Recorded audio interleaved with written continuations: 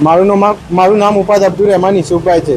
મારી દુકાન અહીંયા ટાળગાવાડામાં આવેલી છે, રીના ફેશન હાઉસ। ત્યાં પાણીની સમસ્યા બહુ જ છે। અત્યારે હાલમાં 20 વર્ષથી કોઈ નિકાલ સહ નહીં અને કોઈ કામગીરી સહ નહીં નગરપાલિકાની। છેલ્લા 20 વર્ષથી બહુ જ હેરાનગતિ છે અને અમારે બધું કાપડ બીજી બાજુ મૂકવાનું થાય છે। હરેક વર્ષે બીજી બાજુ કાપડ મૂકવું જ પડે છે। અમુક કાપડ તો બગડી બી જાય તો ફેંકી બી દેવું પડે છે। એનો કોઈ નિકાલ સહ નહીં હજી લગન। અને નગરપાલિકાનું હું કહેવા માગું છું, ફટાફટ નિકાલ લાવો।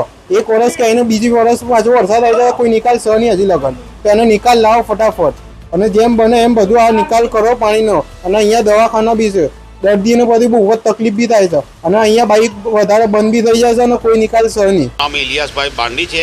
હું જમાલવાવ વિસ્તારમાં રહું છું, બરોબર। અહીંયા રાધાબેન હોસ્પિટલ આવેલું છે, ડૉક્ટર ચેતન શાહનું હોસ્પિટલ આવેલું છે, બરોબર। અહીંથી બહારથી લોકો આવે છે, રાજસ્થાનથી બી આવેલી છે। છેલ્લા 10 વર્ષથી અહીંયા પાણીનો નિકાલ કોઈ થતો નથી, બરોબર।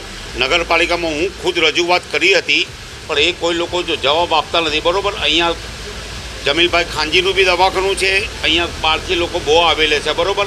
અહીંયા જોવો, અહીંયા તમે આવીને હમણાં જોવો, નગરપાલિકાના પ્રમુખને બી હું ઘણી 10 વર્ષથી હું રજૂઆત કરેલી છે, છેલ્લા 10 વર્ષથી બી અરજી કરેલી છે, બરોબર। અહીંયા ખૂબ પાણી ભરાયેલું છે, ગટરનું બી કોઈ ઠેકાણું નથી, પાણીનો કોઈ નિકાલ નથી, બરોબર। લોકો દર્દી આવે છે, રાજસ્થાનથી બી આવેલે છે, ડુંગરપુરથી બી આવેલે છે, ઉદયપુરથી બી આવેલે છે, બરોબર। પાણીનો કોઈ વ્યવસ્થા નથી, તો તાત્કાલિક નગરપાલિકાને રજૂઆત કરવામાં આવે છે। આ પત્રકાર ટીમ અહીંયા આવેલી છે, એમનો ખૂબ ખૂબ આભાર માનું છું મેં કે ભાઈ એ લોકો આવે, નગરપાલિકાની ટીમ ને આ પાણીનો નિકાલ કરે, એ મારી રજૂઆત કરું।